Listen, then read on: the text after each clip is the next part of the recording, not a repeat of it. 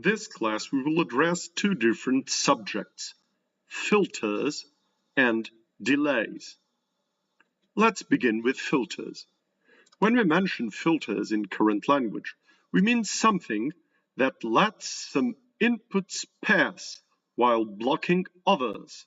When I talk about a filter in systems theory, I'm talking about something similar, about a system that receives at its input a sinusoid and lets the input pass or stops it from passing, cuts it, as we also say, depending on the frequency of the sinusoid. So, the output of an ideal filter may be either equal to the input or zero, depending on the frequency of the said sinusoid. What if the input of a filter is not sinusoidal, but something else? In that case, the following will happen. We know that we can approximate this signal using a Fourier series by a sum of sinusoids of different amplitudes and frequencies. So, some of these sinusoids will pass, some will be cut, depending on their frequency. At the output, I will have a new signal, which is the sum of the components that passed. There are different types of filters depending on what frequencies are supposed to pass and what frequencies are supposed to be stopped or cut. In a low-pass filter, as the name says, we expect low frequencies to pass and high frequencies to be stopped. In an ideal low-pass filter, I will have a gain which is equal to 1 until a certain frequency, which I will call the cut-off frequency. I will represent it by omega c. From then on, in this ideal low-pass filter, the gain will be 0. So in this range of frequencies, the signal at the input will pass. I call this the pass band. In this range of frequencies above the cutoff frequency, the input will be stopped. It will be cut. I call this the stop band. I just represented here an ideal low-pass filter with the gain in absolute value. I can also represent it in a Bode diagram. An ideal low-pass filter for low frequencies, that is to say for those below the cutoff frequency, will have a gain which is 0 decibel. And here at the cutoff frequency, the gain in absolute value becomes 0. So in decibel, this means that there will be an abrupt drop down to -infinity. What about the phase? Since the idea of an ideal filter is that the signal should pass for low frequencies, should pass, remember, untouched, then we conclude that the phase within the pass band should be 0 degrees, so that no change at all is introduced in inputs of the filter that pass. In the stop band, doesn't matter what the phase is, since nothing passes. Of course, ideal filters do not exist in real life. In real life, the gain of a low-pass filter is much more likely to be something like this. So I can still speak about a passband and a cutoff frequency. But I must be aware that even within the passband, the gain will not have to be exactly 1. I will define this passband as the range of frequencies, or band of frequencies if you prefer, where the gain is sufficiently high so that I may consider that the signal is passing.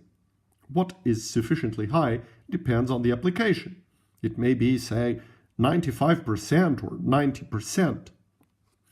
In the stop band, the signal will never completely disappear. I will define it as a range of frequencies or band of frequencies where the gain is sufficiently low so that I may consider that it has been stopped. What is sufficiently low, again, depends on the application. Let us say, for instance, 5% or 10%. In between the pass band and the stop band, I will always have a transition band, a band or range of frequencies where the signal no longer passes because it is being already too attenuated for me to consider that, but is not yet stopped or cut because the gain is not yet low enough for me to consider that. In the Bode diagram, this means that the gain will be something like this. I can, of course, define the amplitudes for the pass band and the stop band in decibel. That is, in fact, even more usual than defining them as percentages. But what about the phase? You know that to have here at the cutoff frequency, again, which is high enough, but after that will fall, I will have to have the phase changing even before this cutoff frequency. So this is another problem of real filters as opposed to the ideal ones that do not exist. At frequencies sufficiently close to the cutoff frequency, the phase will change. That is to say, the signal will be distorted. There are other types of filters, such as so-called high-pass filters that, as the name says, are expected to let inputs with high frequencies pass. So, an ideal high-pass filter will behave like this. This is the cutoff frequency. Nothing passes until here, and from here on, everything passes. This is 1, this is 0, and in the Bode diagram, I will have this. Again, in real life, my high-pass filter will be much more likely this. Notice that a low-pass filter lets low frequencies pass.